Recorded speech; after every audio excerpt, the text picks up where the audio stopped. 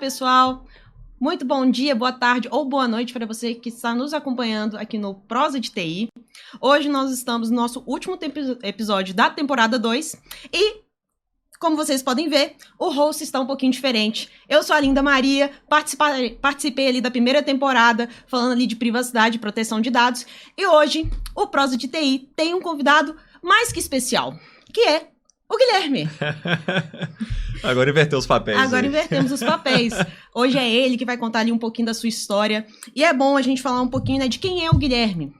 Então, Guilherme, ele é mestre em administração, especialista em segurança da informação, redes de computação, rede de computadores, graduado em gestão estratégicas, de negócio e gestão de projetos. Nossa, que currículo incrível, hein? Não sabia disso tudo.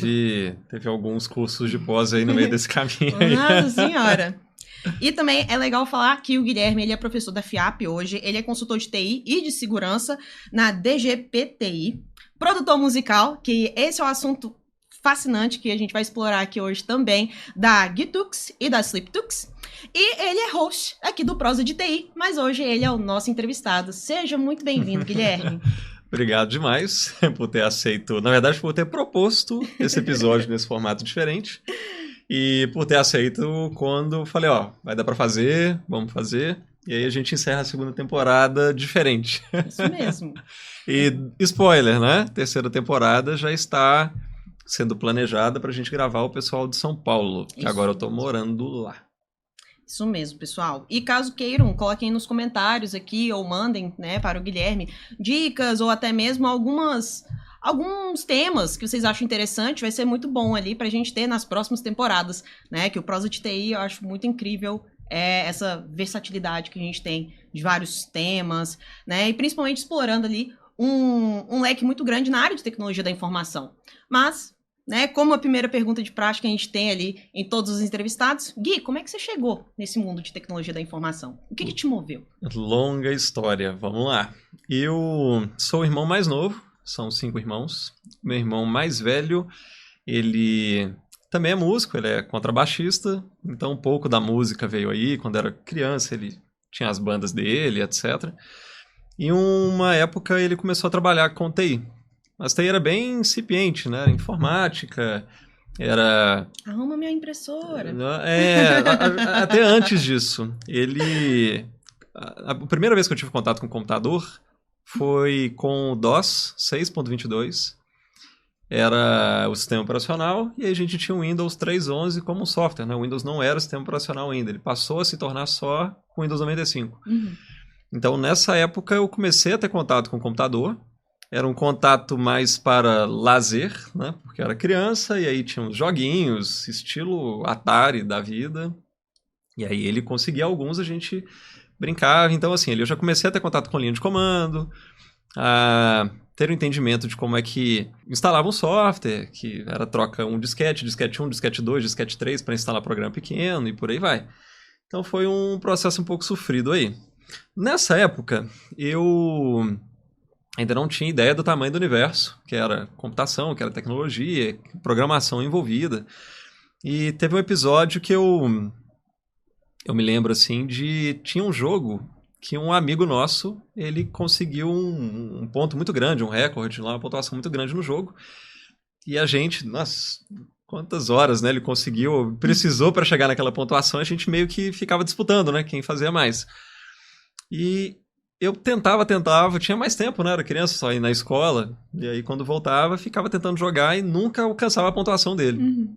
Até que um dia eu falei, a gente tem editor de texto, e tem ali os arquivos, quando você instalava o jogo, né? Tinha vários arquivos no diretório. Aí, um dia, via o nome de cada arquivo, o que cada um fazia referência pelo nome dele.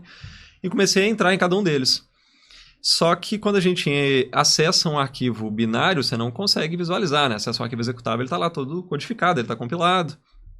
Mas nisso eu fui acessando esses arquivos e consegui identificar em qual arquivo ficava os recordes do jogo. Legal. E aí eu entrei, tô olhando e vi que tinha uma numeração estranha, porque não era só número, também tinha letra. Isso era hexadecimal, só que na época eu não sabia e também não tinha quem me ensinasse. E aí eu fui lá, mudei o recorde para um outro número. Aí na hora que eu abri o jogo de novo, na hora que chegou na tela dos recordes, estava tudo estranho, né? Porque era hexadecimal convertido em decimal. E aí eu coloquei só número, agora tá aparecendo letra, o que tá acontecendo? E fui na tentativa e erro até chegar numa pontuação que era maior do que a dele. E aí consegui alterar, e, enfim, aí mostrei o jogo, aqui ó, fui lá, joguei, bati o recorde, bati nada. Mas ali eu comecei a ver um pouco mais como é que era as camadas existentes, né? Que tinha outras coisas além de simplesmente o que a gente fazia via linha de comando. Uhum. Porém, depois de um tempo, aí meu irmão foi trocar o computador por um carro, estava com outras necessidades, né? Precisava locomover mais. Eu fiquei um bom tempo sem acesso ao computador. E durante esse tempo fui começando a estudar mais música. Já tocava um pouco de violão, e aí fui para o ensino médio. Aí no ensino médio eu comecei a estudar mais música, estudei guitarra, bateria um bom tempo. E comecei na adolescência, já no final da adolescência, algumas pessoas procuravam o meu irmão para formatar a máquina, da manutenção simples. E por causa de horários, ele já não estava conseguindo atender todo mundo. Ele me ensinou o processo de formatação, instalação de driver. Gente, hoje é muito mais fácil. Você coloca lá, monta a ISO de alguma forma, instala, já está tudo pronto. Antes você tinha que ver no chip da placa lá de fax modem para poder ter acesso à internet, qual que era o nome do fabricante, o modelo, entrava num site para poder baixar o driver, e aí o driver não dava certo, você tinha que baixar de novo. E se fosse não conseguisse pela placa de fax modem, você tinha que ir de outro computador, acessar a internet, baixa o driver, volta, copia para esse no disquete. Cara, uma formatação era coisa de horas ou mais de um dia. Então tive muito essa vivência próxima do hardware. Fui para um primeiro emprego depois, para uma loja que montava computadores. Então, comecei esse processo de instalação de Windows, formatação, montar uma máquina do zero, tirar o processador da caixa, memória, placa-mãe, monta, parafuso no gabinete. Então, foi um ano nesse período. Inclusive, esse um ano, a gente tinha que instalar tanto o Windows, era XP na época, eu sei a chave do Windows XP até hoje. Lá que era JMET2H, e eu não vou falar o resto, mas essa não é pirataria. Mas foi um ano nesse processo. E aí veio a Copa do Mundo de 2006. E na época a gente ainda tinha um futebol de verdade, um elenco melhor, e todo mundo acompanhava futebol, diferente de hoje. Mas, enfim. A loja vendeu um computador durante os 30 dias da Copa do Mundo. E ela já não estava bem financeiramente. Então a loja acabou fechando, tendo que fechar as portas. Uhum. E parte do meu acerto foi com equipamento, com mobília de escritório, um gabinete. Montei ali o valor do acerto. Comecei a procurar emprego na área. E aí foi a minha primeira experiência em um ambiente de maior porte, que foi no Hospital Mater Dei. Legal. Eles estavam montando uma equipe para poder fazer a implementação do RP de gestão hospitalar. E aí entrou uma equipe de técnicos, eu participei desse processo, e aí eu visualizei as possibilidades em infraestrutura, em redes, em segurança, em desenvolvimento, programação, análise de sistemas, análise de requisitos, e comecei a ver as possibilidades de graduação para poder contribuir na formação em cada um desses segmentos. Então fiz uma pesquisa com o próprio pessoal da equipe para entender possibilidades de curso, o que eu poderia fazer, e aí eu optei por redes de computadores, que eu comecei em 2007. Legal. Fiz redes de computadores na UNA, foi um curso espetacular para mim, na minha vida e na trajetória. Foram, professores que ao longo do tempo viraram amigos, depois eu fui trabalhar em conjunto, mas antes de chegar lá, não passo de cada vez, me ajudou muito. E de lá eu fui para uma empresa de consultoria. Nessa empresa de consultoria, cada dia era um ambiente diferente, então enriqueceu muito no meu aprendizado. Foi um local onde tive contato com servidor Windows, Linux, a parte de networking, parte de Wi-Fi, e é onde eu mais tive bagagem técnica para poder ajudar no desenvolvimento mais acelerado, que talvez eu não conseguiria se eu tivesse em uma única empresa, né, que tem apenas aquela infraestrutura, que você tem um suporte diário, mas você não tem projetos constantes. E aí, durante o tempo que eu fiquei nessa empresa, eu finalizei a graduação, sentia falta de ter mais skill voltada para negócio. Eu tinha um skill técnico, especificava o projeto, ia no cliente para apresentar, Mas às vezes o projeto era de 100 mil, 200 mil, 300 mil, meio milhão, e eu só tinha argumento técnico sobre a tecnologia, sobre disponibilidade, sobre como aquela solução iria funcionar. Mas não tinha um argumento de negócio para poder justificar o porquê, do ponto de vista do negócio, um projeto de meio milhão, um projeto de 100 mil, um projeto de 200 mil. Então, fui para pós-graduação. Eu fiquei 6 meses desse intervalo da graduação para pós, mas fiz gestão estratégica de negócios e gestão de projetos, as duas em paralelo, que era uma segunda e quarta, outra terça e quinta. Então, que eu lidava com projetos, né? Eu levava os projetos para o cliente, falei, não, preciso aproveitar no menor espaço de tempo, conseguir essa formação. Então, aprofundei, fiz esses 2 cursos em 1 ano, isso foi 2010. Depois, eu acabei voltando para o Mater Data, numa experiência de supervisão, e aí coordenei a equipe de infraestrutura, comecei a especificar alguns projetos, que é o que eu já fazia antes. Algumas coisas não começaram a fluir, e eu já estava começando a vislumbrar a possibilidade de lecionar, eu queria lecionar na época. Tive até uns treinamentos lá para capacitação da equipe interna, quando eu estava lá, e comecei e surgiu, na verdade, quando eu disse que iria sair lá do hospital, porque alguns projetos não estavam fluindo, como eu estava prevendo ou gostaria, né? E a pessoa que foi entrevistada para me substituir, ela passou no processo, eu estava fazendo o repasse para essa pessoa, e essa pessoa que entrou recebeu uma proposta para lecionar no Senac, no curso técnico de redes. Ele, nossa, acabei de passar num processo aqui e estou começando nessa empresa, não vou ter disponibilidade nesse horário. Aí eu, opa, peraí, eu tô aqui interessado, estou disponível. E nessa mesma época, algumas pessoas que eu tive contato antes, quando eu estava na empresa de consultoria, começaram a me procurar porque eu tinha saído da empresa de consultoria que eu estava, mas perguntando onde que eu estava, porque estavam surgindo novos projetos e as pessoas gostariam que eu acompanhasse. Teve um caso de algumas 2, 3 empresas nessa época que eu já tinha prestado serviço e que gostariam que eu continuasse prestando esse serviço. Então, no momento que eu saí desse cargo, eu abri o meu CNPJ, isso foi em 2011, e na mesma época eu comecei a lecionar no curso técnico no Senac. E aí me descobri como profissional, porque tinha esse interesse de lecionar, mas era mais, em alguns casos, por recomendação ou de professores ou de colegas, quando a gente fazia os trabalhos em grupo, era sempre eu que apresentava na maioria das vezes. E aí, Guilherme, por que você não foca, né, na docência para lecionar, repassar, você gosta disso? E aí eu fui acreditando nisso até surgiu a oportunidade. E os feedbacks foram muito positivos. Lá eu acabei conhecendo o Marcos Flávio, que esteve aqui no primeiro episódio, ele lecionava no Senac. Carol também, que teve aqui no segundo ou terceiro episódio, junto com o Rafael. Mas fui conhecendo essas pessoas e atuando mais na docência durante o dia e também com a consultoria com essas pessoas que começaram a me procurar. Isso foi indo em paralelo aos poucos. E no ano seguinte surgiu uma vaga na UNA para graduação, que é o curso que eu tinha me formado, o curso de rede de computadores.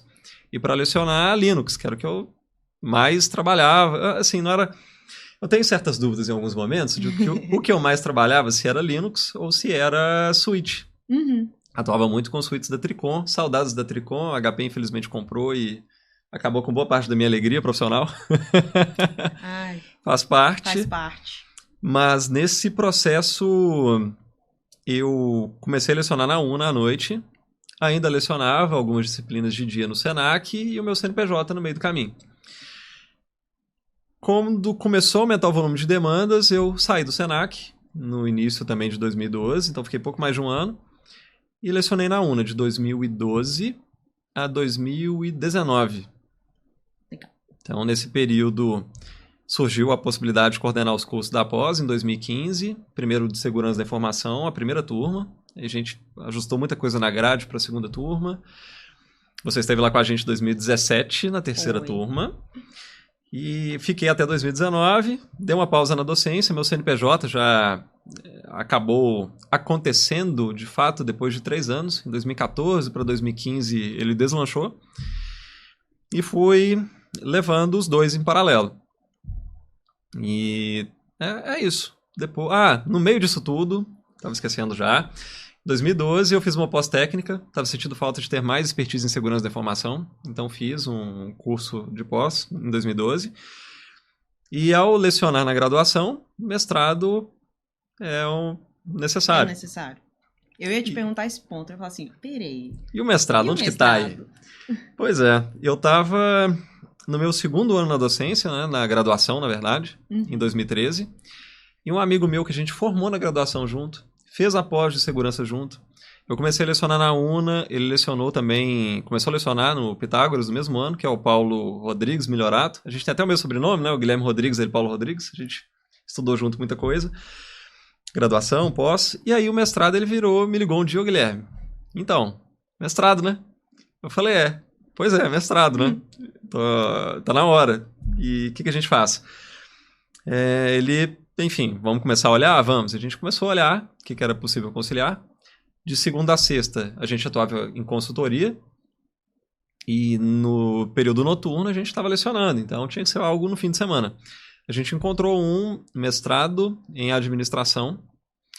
Eu sempre tive esse viés de formação pensando tanto na parte de gestão para ter argumento de negócio. Eu também tinha meu CNPJ, então era importante para mim. Esse viés empresarial ali. Exato. Aí tinha, disciplinas fantásticas que era teoria das organizações, entender as organizações como um mecanismo e cada uma com a sua cultura, como que isso influencia no resultado, em como a organização opera no dia a dia, né? Se é mais industrial, se é mais moderna, se é uma organização vista como o cérebro tentando fazer interconexões. Tem umas teorias bem interessantes. Mas neste curso ele me ajudou muito nessas questões e eu tentei alinhar TI com administração. A dissertação de mestrado era para falar dos resultados no desempenho acadêmico de alunos a partir de quais métricas que eu poderia avaliar o resultado dele para poder aprimorar o corpo docente. Isso foi um case no Colégio Loyola, quando eles implementaram o software de BI. Eu prestava serviço lá no Colégio Loyola, prestei, na verdade, de 2008, quando eu nem tinha CNPJ ainda, né? Quando eu estava pela outra empresa. E aí eu saí de lá, o pessoal de lá acabou me convidando e foi uma das razões para abrir o CNPJ. Então, eu participei lá de todos os projetos de infraestrutura, de servidores, de redes, de Wi-Fi, e apoiei também na implementação do BI na preparação do ambiente. Então, os projetos de 2008 a 2021. Todos os projetos de infraestrutura e de redes, eu que fazia a implementação de firewall, migração e etc. Mas aí a gente usou, pedi abertura, autorização para eles, então no mestrado está lá descrito, que é no Colégio Loyola, né? Por isso eu até posso citar o nome. Mas foi muito importante ter essa formação também de administração e foi esse caminho profissional e pessoal até chegar em 2019. Gente, que trilha maravilhosa. E, assim, você resumiu. Eu sei que... Tentei resumir, foi um bom tempo aí. Se deixasse, a gente falaria dias e dias e dias da história. Eu fiquei bem curiosa de alguns pontos. Mas o que eu pude extrair aqui você já tem uma base de música, vou falar Sim, isso. já tinha antes de entrar na graduação. Exato. E larguei a música para entrar na graduação por uma razão. Você tem a base já de tecnologia da informação, porque já vinha da sua família, veio da sua inspiração. E esse viés empresarial, que fantástico. Isso é muito interessante saber, porque o que eu vejo de muitos debates, principalmente na área, né, pessoas que entram em tecnologia da informação, na área de inovação, até mesmo nós, os operadores ali do direito, que ficam assim, e aí, vamos ser autônomos, vamos trabalhar, né, em alguma empresa, como que fica isso? É um cheque, né, um checkmate para a pessoa, tipo, opa, preciso decidir o que eu quero. Qual que foi a virada de chave você conseguir ver que, opa, Guilherme não é mais essa pessoa que precisa trabalhar dentro de uma empresa de consultoria. Eu posso ser a minha consultoria, eu posso criar isso. Puxando aí um pouquinho da sua história de tecnologia da informação, né, como que chegou, eu achei isso fantástico e eu acho que é bem interessante todo mundo aqui no Prosa de TI entender, querer, né, ver qual que foi essa virada de chave, o que você viu. Eu imagino que teve ônus e bônus, Sim. Né, um momento de, opa, fico sem tempo, mas eu consigo ter ali meus goals, né? Sim. Como que foi essa virada de chave? O que foi o decisor para você? Tá. O prós e contras. Fico sem férias, mas nunca tinha tido férias antes. Então Quem precisa de férias? Não é? Pra quê? Por que férias? Mas, olha, momentos de viradas de chave na minha vida, assim. Queria até começar em um antes, até para poder entender o fluxo de TI, né? Quando eu estava lá aprendendo música, eu olhei possibilidade de faculdade de música, porque eu não tinha... Eu passei a visualizar as possibilidades em TI depois que eu entrei no ambiente de maior porte lá no hospital. Mas antes disso eu estava dedicando mesmo, estudando muito música. Eu estudei por 4 anos. Quando eu encerrei o ensino médio, teve esse ato de 4 anos para começar a graduação, porque eu não sabia que curso fazer. Uhum. E música não era uma possibilidade porque as graduações de música é para atuar com regência de uma orquestra ou tocar um instrumento de uma orquestra. Então já sabia que não era isso que eu ia fazer, mas não sabia o que seria feito.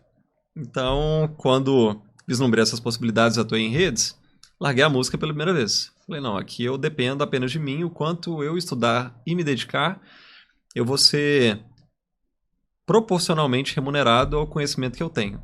Na área de TI, é bem essa linha. Uhum. O quanto você se dedica, você estuda, você se capacita, tira certificações, o quanto que você planta, você vai colher proporcionalmente. Isso em um momento acontece, é inevitável. E música não. Era um ambiente incerto.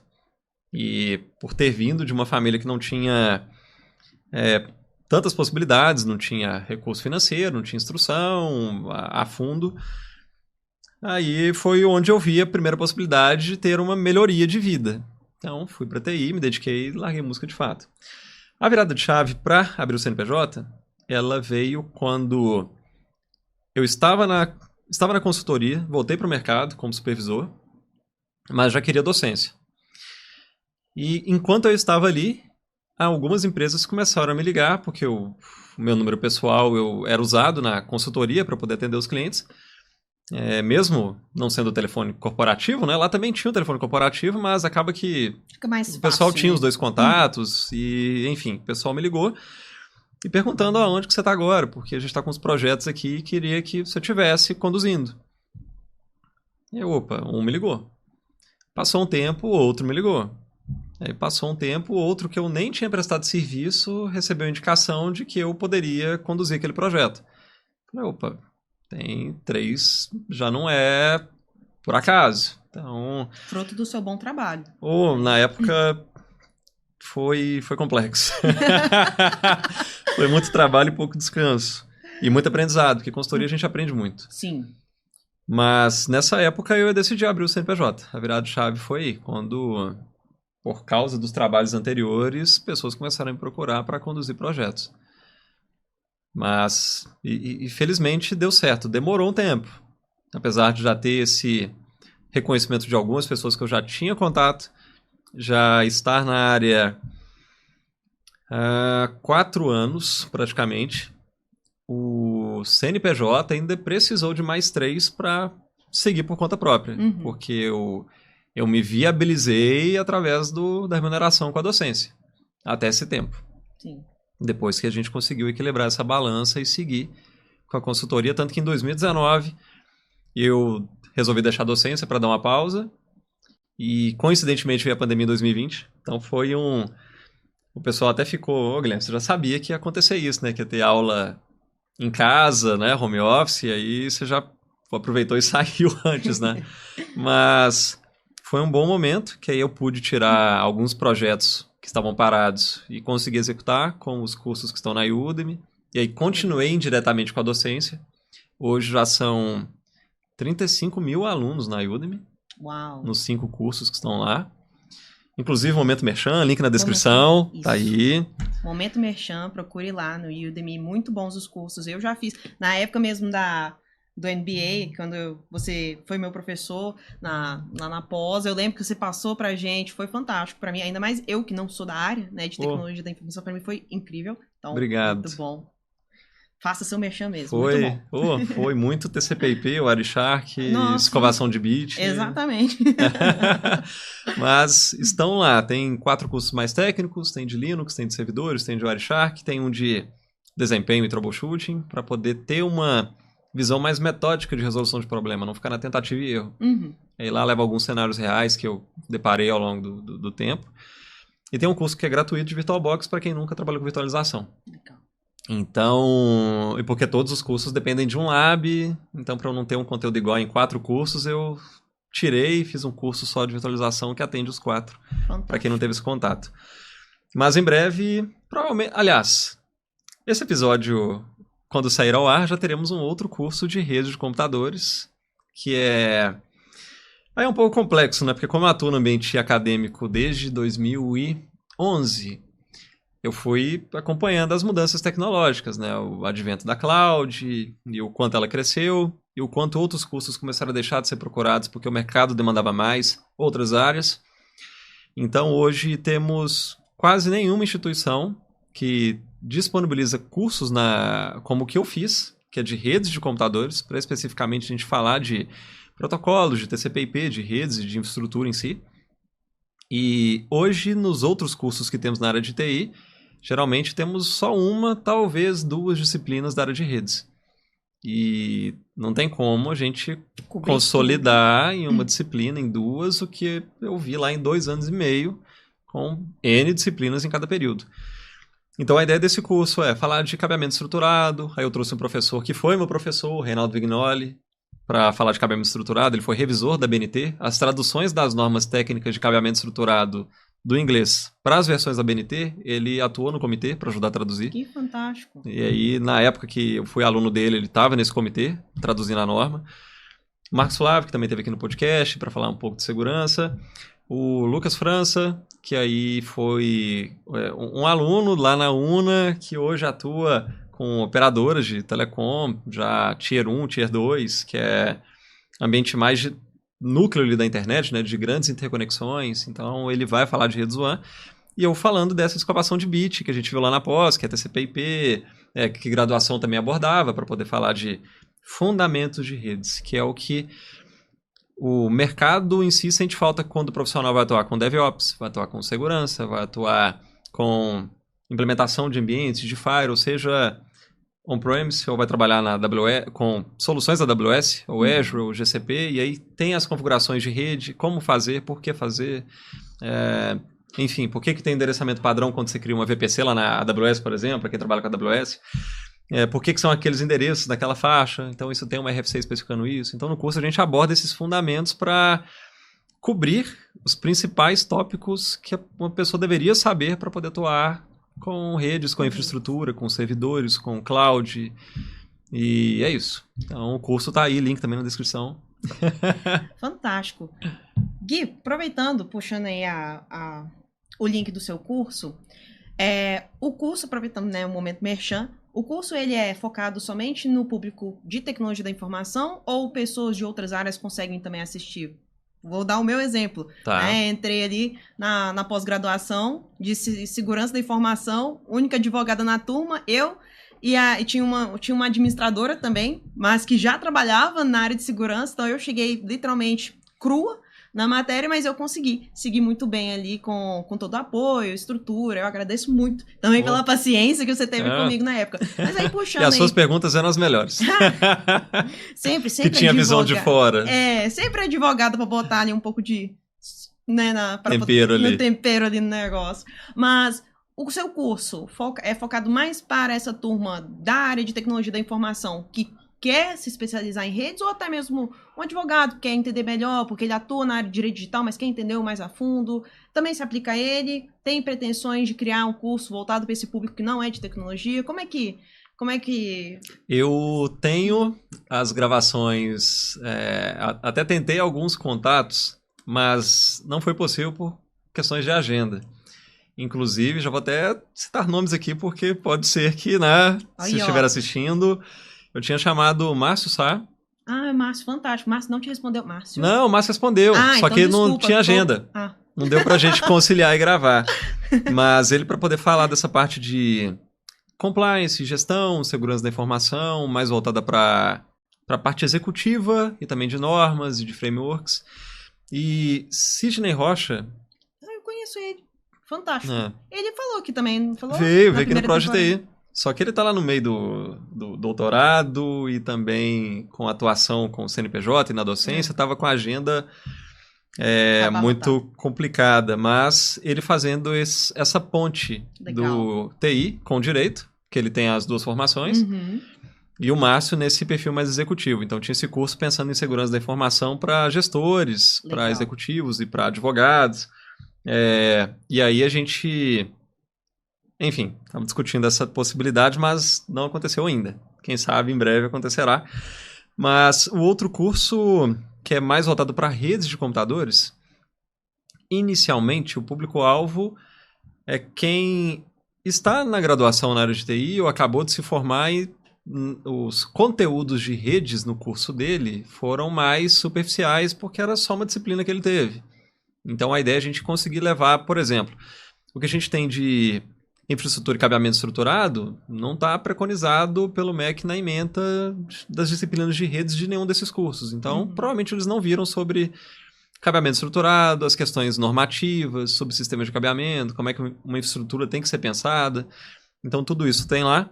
E a parte do entendimento de fundamentos de redes, que a gente vai lá no modelo OSI, TCP/IP, relação, protocolos, papel de cada camada, porque na hora de resolver um problema, a gente tem aquelas questões de redes, manda para o pessoal de sistemas, o pessoal de sistemas manda para o pessoal de redes, no fim ninguém resolve, mas quais são as etapas que a gente poderia usar para poder resolver esse problema? Então, esses fundamentos que são abordados no curso é para poder ajudar esse público que teve pouco conteúdo de redes na formação e que precisa ter um entendimento melhor para conseguir atuar no dia a dia. O público-alvo inicial é esse. Pessoas de outras áreas podem ver? Podem, em especial, para poder entender o processo de comunicação, conectividade. Se a gente pega alguém que é gestor ou que é da área do direito, que atua com LGPD, que atua nas áreas de compliance, tem uma interação com a TI de alguma forma, ela pode, através de alguns tópicos, entender como que esse processo de comunicação funciona e, caso ocorra algum incidente... qual foi o meio que aconteceu, entendendo o processo de comunicação, ela vai poder compreender, então se isso aconteceu é porque tinha uma brecha ali. Quem que a gente tem que cobrar? Tem que cobrar o time X. Então, ajuda a ter uma visão de como a comunicação funciona para aprimorar o dia a dia ou a avaliação de algum problema, algum incidente.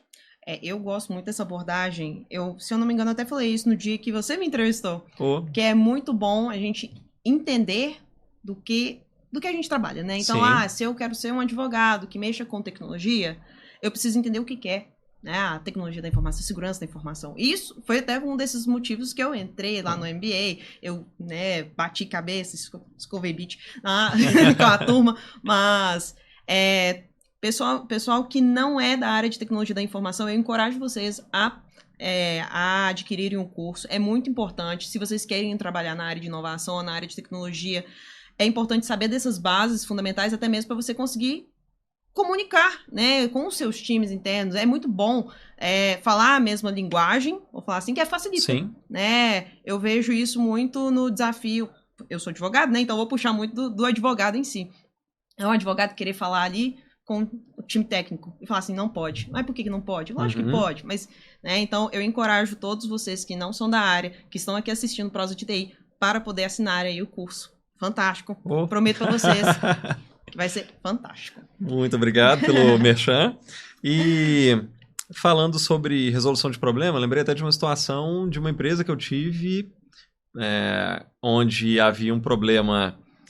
Isso já faz um tempo, já faz uns 10 anos, eu não lembro exatamente o problema, mas tinha uma pessoa de desenvolvimento questionando um ponto, o pessoal de redes e infraestrutura questionando outro ponto, e eu tinha acabado de chegar nessa empresa, não conhecia o ambiente, mas com base nesses fundamentos de redes, da formação que eu tive, das coisas que eu gostava de estudar, eu gostava muito de TCP/IP, sempre gostei, Mas eu fiz um questionamento sobre um teste que poderia ser feito. Falei, alguém já testou tal coisa, conectando em tal lugar e vendo a resposta, o que acontece, tempo, etc. Aí, que minuto de silêncio.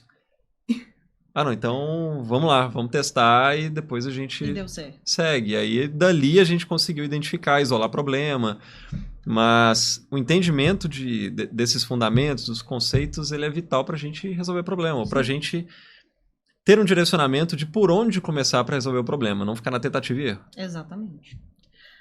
E Gui, só voltando no assunto ali da empresa, né? Ter essa virada de chave ali de sair de ser um consultor e ter a sua própria empresa de consultoria. Só para os nossos telespectadores aqui, qual seria a dica, né? Ou né, um caminho, recomendação. Uma recomendação ali para os nossos telespectadores que estão nesse processo aí de, opa, eu quero empreender, mas não tenho ainda coragem de ir ou não tenho essa confiança. Eu sei que a palavra-chave vai ser o paciência, né? Igual você falou, 3 anos para o seu CNPJ deslanchar. Mas se você tiver alguma outra dica aí para passar para os telespectadores que estão nesse movimento, que eu imagino que devem ser bastantes, que o ramo do empreendedorismo, principalmente na área de tecnologia da informação, tá gigantesco. Sim.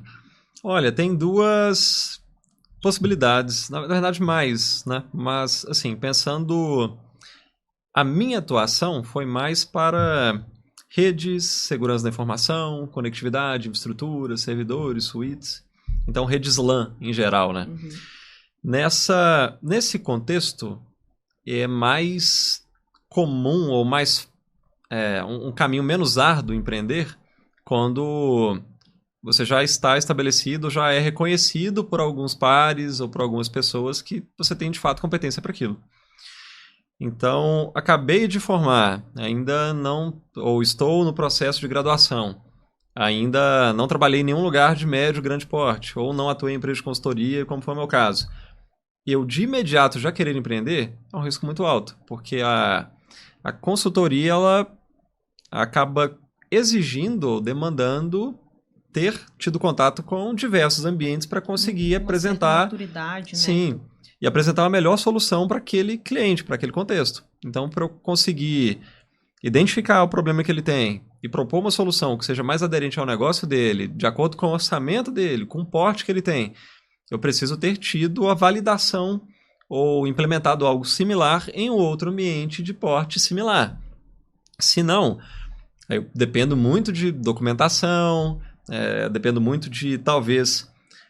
alguém ter citado que, olha, eu trabalhei em um ambiente similar que tinha uma estrutura dessa, mas aí você vai ter que confiar na palavra do outro e não necessariamente o que estava rodando naquele ambiente é o que esse cliente precisa.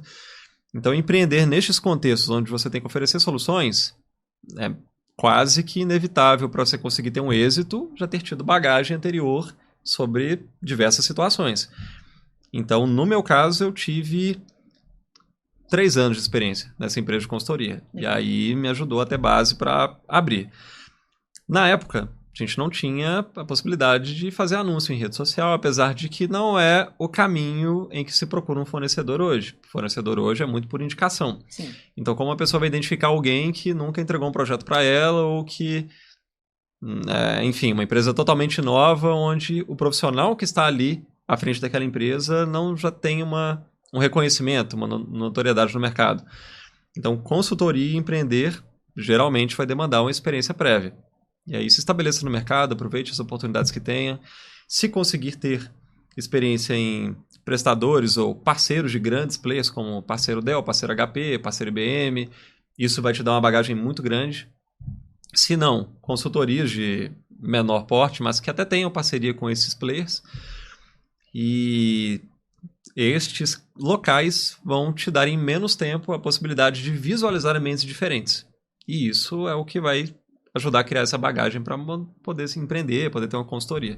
Então, o caminho da consultoria eu vejo mais dessa forma, requer uma experiência prévia. E assim, a gente conhece, né, várias pessoas também que tiveram essa virada de chave. O próprio Massá. Sim, né, ficou quantos anos na Localiza. Exatamente. E aí hoje ele tem a Castle. Né, tem a Castle. Olha que interessante, eu prestei serviço pro Márcio lá na Localiza, logo, alguns meses depois que ele tinha entrado, isso em 2014. E a gente falou isso, inclusive, no episódio que ele veio aqui. Foi, acho que o 2º episódio, lá da 1ª temporada. Foi mesmo. Quando eu fui lá prestar serviço, o time de segurança da informação era ele, na gestão. Tinham 2 terceirizados. A equipe dele era 3 pessoas. Nossa. Então fui lá implementar. Na época, inclusive, desses 2 terceirizados, um estava de férias, então só tinha 2 pessoas, o máximo mais um. E férias? Essa pessoa estava de férias? Férias! Existe férias. Então, terceirizado tem férias, tá vendo? Mas, de 2014 até a saída dele, eu não lembro o ano exato que foi, saiu de um time de 3 pessoas para mais de 50. Então, houve ali um processo de construção de uma área, definição de indicadores, processos, o porquê de contratação de cada área, argumentação, até essa bagagem, não apenas lá. Antes eu já tinha trabalhado em uma consultoria, então já tinha vivenciado esse mundo, já tinha tido uma bagagem antes de chegar lá nessa outra empresa. E depois ele também foi para a empresa de... que trabalha com exchange de moeda, criptomoeda também. E aí, enfim, deu uma bagagem para ele montar o que ele sempre quis, que foi a consultoria. A consultoria dele. Então, a gente está falando de mais de 10 anos de mercado para ir para a consultoria dele.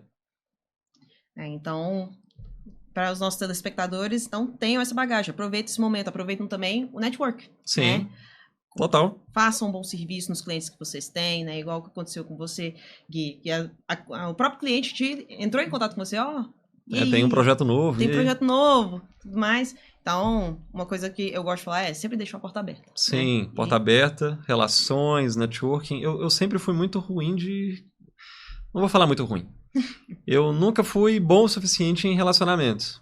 Eu não era de conversar, escolhi até também por causa disso. Quando eu era músico, eu era baterista. Baterista não precisa falar, fica lá no fundo do palco.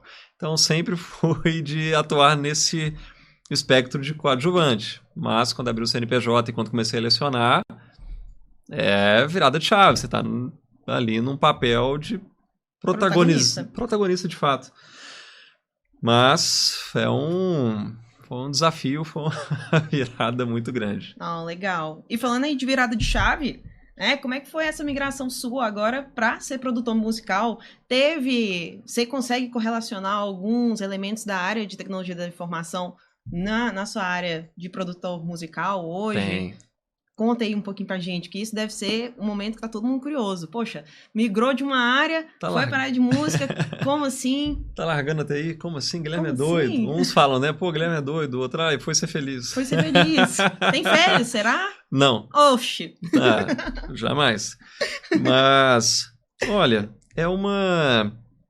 eu sempre gostei mais de criar. As bandas que eu tive 2 bandas de trabalho autoral, onde a gente compunha as próprias músicas. Antes disso, até fazendo paralelo com consultoria, para você ter banda autoral, você precisa antes, provavelmente, ter tocado alguma coisa, ter feito cover de alguma banda, para poder te dar uma certa bagagem para, na hora que você for criar um arranjo, você ter mais repertório.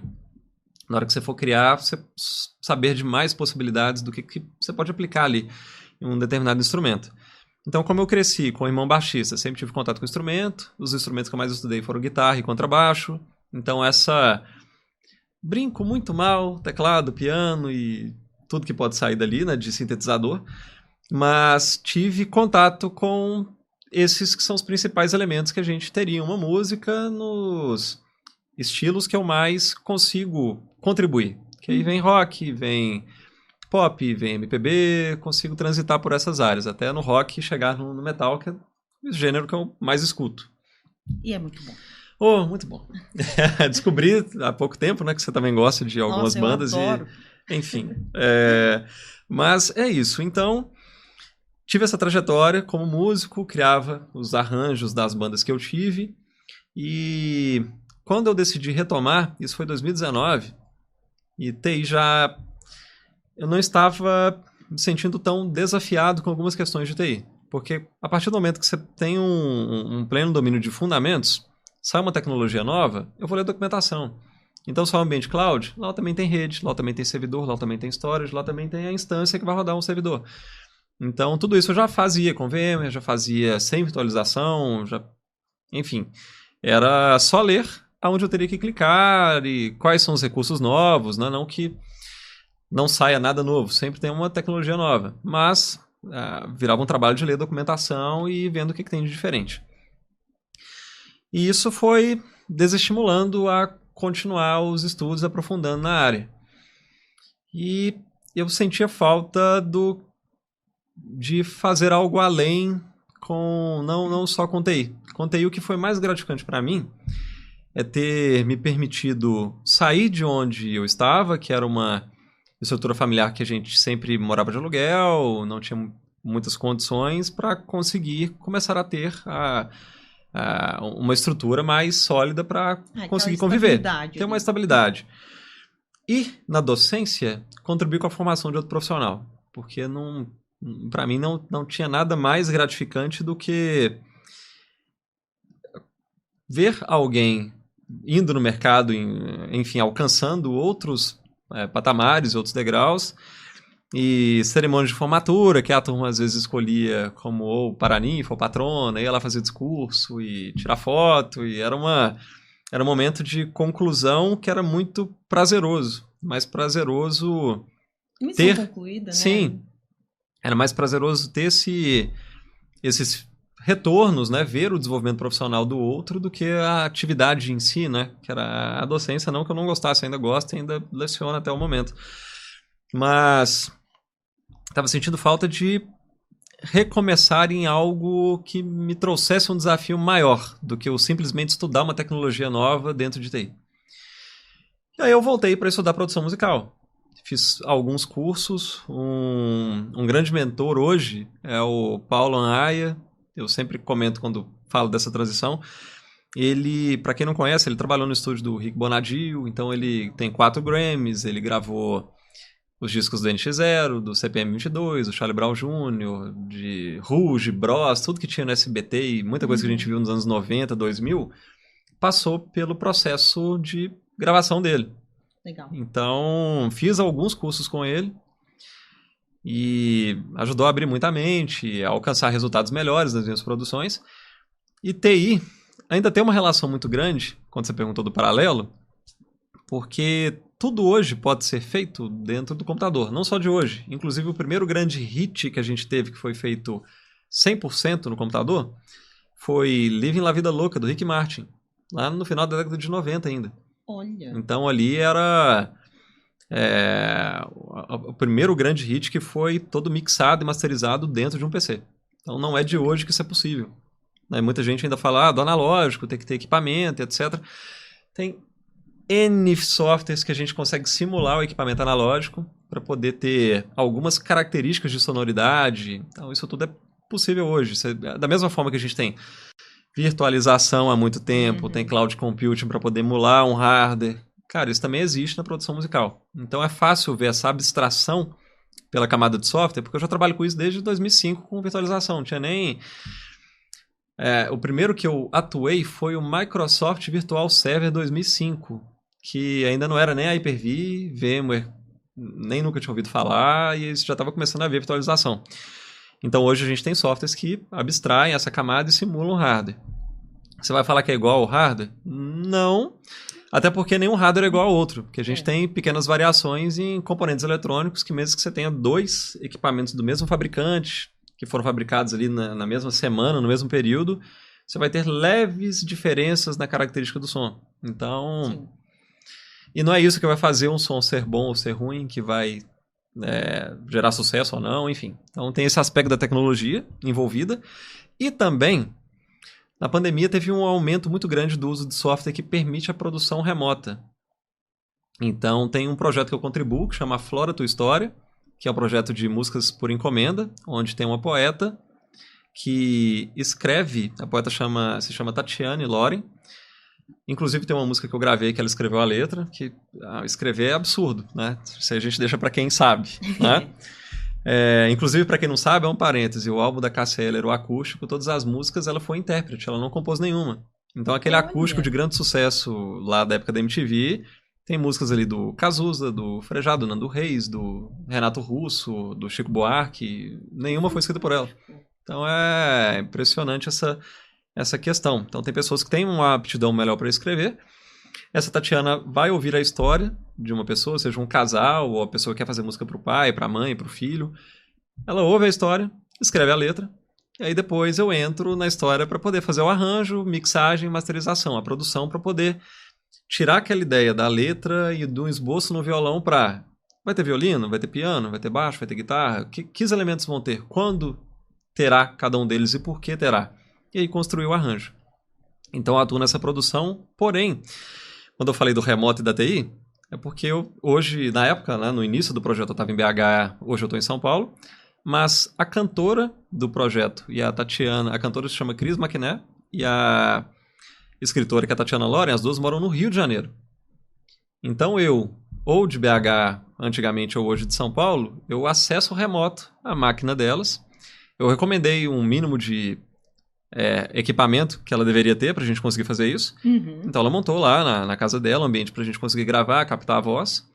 E aí, eu, de onde eu estiver, eu acesso a máquina dela remoto, um software de acesso remoto comum que a gente usa no dia a dia da TI. E tem um software para produção musical que eu consigo fazer a transmissão do que está acontecendo lá para mim em tempo real pela internet com qualidade de CD. Então é como se a gente estivesse de fato no estúdio, eu numa sala técnica, ela dentro da cabine ou do estúdio de gravação, e eu faço a direção vocal do vamos cantar experimentando tal coisa, ou enfim, passar um sentimento X ou Y, vamos gravar um take de novo, vamos dobrar a voz, vamos ter backing vocal. Aí eu, de onde eu estiver, eu faço essa produção com ela estando lá no Rio. Que fantástico. E aí envolve TI e produção musical junto. Pois é. Que relação incrível. Porque, né, olhando de fora, a gente pensa assim, não, como que vai fazer, né? Pensa, né, o TI só naquela questão assim, opa, peraí, né, vamos ajustar algum ponto aqui, mas dessa forma, tão a fundo assim, eu achei incrível. Eu não conhecia e acho que todos os nossos telespectadores também devem estar tão surpresos quanto eu. Tipo, poxa, isso é possível hoje. Isso é possível. E alavancou muito com a pandemia. E aí, uma pergunta pra... Não é botar fogo no parquinho nem nada, não, mas eu queria saber a sua opinião como especialista na área de tecnologia da informação, produtor musical, as implicações de inteligência artificial. Positivas, negativas? Olha, aliado, hoje, não aliado à produção musical? Se você não pode vencer o inimigo, junte-se a ele, né? Então, penso a mesma coisa. É acompanhar o processo evolutivo. Hoje tem ferramentas que te conseguem auxiliar com a inteligência artificial no processo de criação de arranjo. Tem sites que você entra e descreve, eu crio uma música no estilo X, a letra é essa, ele faz uma ideia ali que pode te ajudar ou não. Eu, particularmente, por já ter estudado anteriormente teoria musical e já ter produzido algumas coisas antes do surgimento dessas tecnologias na escala que a gente tem hoje, eu não consulto muito. Não faz parte do meu dia a dia. Mas é possível, para poder te ajudar, pelo menos para ter uma ideia de possibilidades, ou para, se estiver muito preso numa ideia, deixa eu escrever aqui que eu gostaria de ter algo mais ou menos assim, de repente vem alguma ideia que te dá uma luz de um caminho a seguir. Legal. Mas, enfim, prós e contras. A gente teve uma recente, que foi com a música Now and Then, do Beatles. Eles fizeram um lançamento de uma música no final de 2023, onde... Olha o processo. Teve uma gravação de piano do John Lennon, quando o Beatles já tinha meio que finalizado a trajetória, mas uma gravação em fita cassete e uma qualidade muito ruim. E o pessoal tentou utilizar esse trecho com a voz dele lá em 94 para poder fazer uma última música dos Beatles, mas não foi possível, porque a gravação estava com uma qualidade muito degradada. E nessa época, os outros três ainda estavam vivos. Então eles começaram a gravar uma estrutura de arranjo, mas não deu para finalizar. Hoje, a gente já tem software que consegue limpar, que consegue reconstituir, que eu consigo pegar, tirar esse chiado, e se o som, a qualidade está ruim, como, por exemplo, uma videochamada, que às vezes o pessoal faz com headset, né, ou com microfone mais precário, a voz tem uma qualidade muito ruim, igual caminhão de ovo, de pamonha, né, que passa na rua, a gente consegue reconstituir, colocando com inteligência artificial, quais frequências que estariam faltando ali se eu tivesse usado o microfone de mais qualidade. Legal. Não fica... assim, claro que se desde o início o processo fosse captado com um equipamento de melhor qualidade, né, você vai ter um resultado melhor do que os artifícios de reconstituição e restauração. Mas eles ficam muito bons, ainda assim.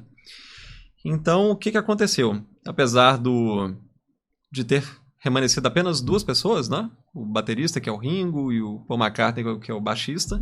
O guitarrista faleceu depois da gravação de 94. Eles reconstituíram a voz do John Lennon, que deu pra hoje usar softwares para recuperar. Tinha a voz, pegou a guitarra que o Harrison gravou em 94, restaurou também, usou, e gravaram a bateria e o baixo agora no final com outros elementos também.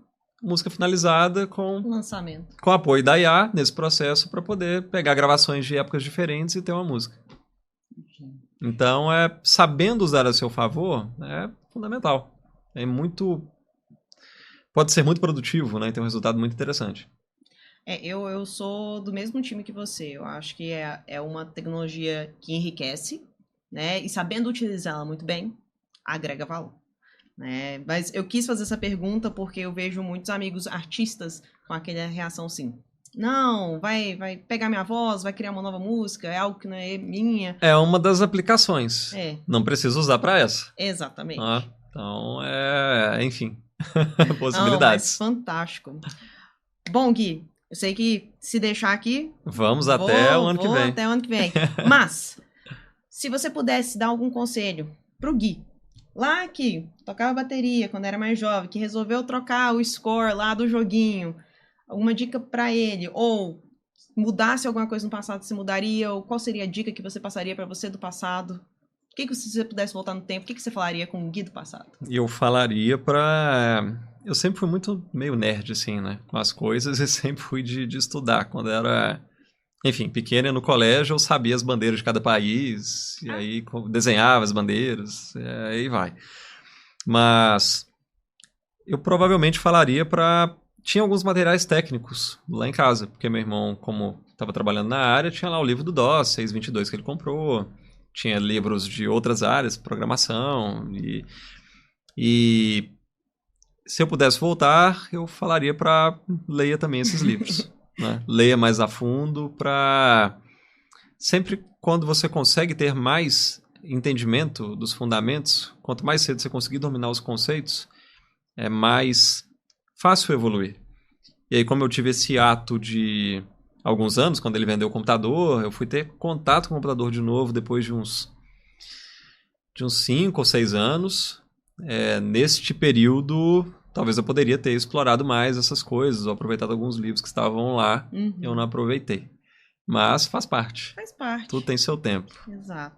Tudo tem o seu porquê. Não, fantástico. Muito bom episódio de a gente ter falado de transição de carreira, ter falado de empreendedorismo, né? Eu acho que a palavra, né, se pudesse resumir, persista nos seus sonhos e tenha paciência com alguns Sim. momentos, né? O resultado chega lá. Gui, muitíssimo obrigada pela entrevista. É muito importante todo mundo conhecer a sua história. Você sempre esteve desse lado de cá. Eu me sinto muito honrada de ser a pessoa que está te entrevistando. Quer passar algum recadinho final, agradecimento? Olha, sim, você comentou sobre transição de carreira, eu ainda estou nesse processo. E aí comecei em 2019 sem saber exatamente o que iria fazer. Aí veio a pandemia e deu mais tempo para poder pensar, tirei alguns projetos da gaveta, mas esse processo vem sendo gradativamente construído, já vai fazer 5 anos. Né? Se eu for olhar a partir do momento que eu defini de fato o que eu iria fazer, e vamos trilhando e buscando capacitação. Então, como todo recomeço, a gente não começou eu lá com o curso de redes como especialista, você como profissional da área do direito como especialista, teve um percurso de graduação, de estudos, então não tem como eu querer cobrar resultado em uma transição de carreira com 6 meses. Não existe, ainda mais sendo uma área totalmente diferente. Então, buscar capacitação, ver onde estão as lacunas, tendo a experiência prévia de ter percorrido uma trajetória, conseguir olhar de fora para poder ver onde estão essas lacunas e começar a preencher, para o quanto antes a gente preencher, mais rápido a gente consegue entregar resultados. Então, acho que é isso. Transição de carreira, a gente tem que pensar, planejar, leva tempo e vai levando em paralelo. Fantástico. E agradecimento especial para alguém? A você de ter sugerido essa entrevista. E, enfim, espero que quem esteja acompanhando, ou talvez não conhecia alguns destes detalhes, né? Que eu tive a oportunidade de lecionar para mais de 2.000 pessoas já no presencial. E com a Udemy, mais de 35 mil alunos, e talvez muitos não saibam desses percursos ou de alguns detalhes, mas agora estão aí registrados. Isso. Links na descrição, pessoal, dos cursos. Dos projetos musicais. Quem quiser música por encomenda, tem lá, Flora Tua História. Isso mesmo. Vai ser com a Tati, não é comigo não. Só finaliza a música, a obra é dela. Então, pessoal, agradecemos muito. Encerramos com chave de ouro a 2ª temporada do Prosa de TI. Aguardamos vocês na 3ª temporada. E é isso, pessoal. Muitíssimo obrigada. Gui, pode falar as últimas palavras para fechar o Prosa de TI? 3ª temporada gravada em São Paulo. Grande abraço e até lá.